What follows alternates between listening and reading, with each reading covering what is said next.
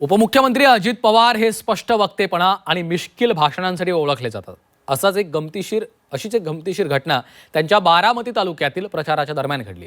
या सभेमध्ये भाषण करताना ते जिल्हा परिषदेच्या शाळांमधल्या विद्यार्थ्यांना नासामध्ये पाठवण्याच्या उपक्रमाची माहिती देत होते आणि त्याच वेळी एका कार्यकर्त्याने त्यांना चिठ्ठी दिली आणि त्यानंतर नेमकं काय घडलं पाहूयात.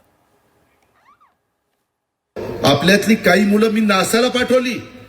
पुणे जिल्ह्यातल्या जिल्हा परिषदेच्या शाळेतली गोरगरिबांची मेरिटची मुलं नासाला गेलीत, अमेरिकेला. नासा. त्यांचे आई वडील तर एवढे खुश झाले, कधी जाऊ शकले नसते.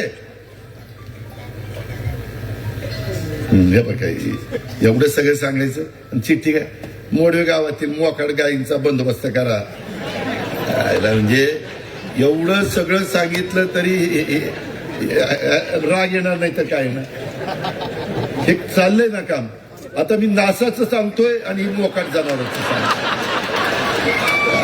आहे त्याचा सत्कार करू, यांड्र नारळ त्याच्या डोक्यात फोडतो. काय म्हणजे कुठं काय सांग, माझी लिंक तुटती त्याच्यात, सगळं माझं वाटोळ होते.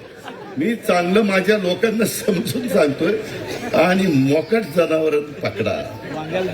तुला माहिती नाही, कनेरीकरांना विचार, इथली मोकाट जनावरं आम्ही 4-5 ट्रॅक्टर आणील. तुम्ही पण आहेत, राहुल तू पण आहे.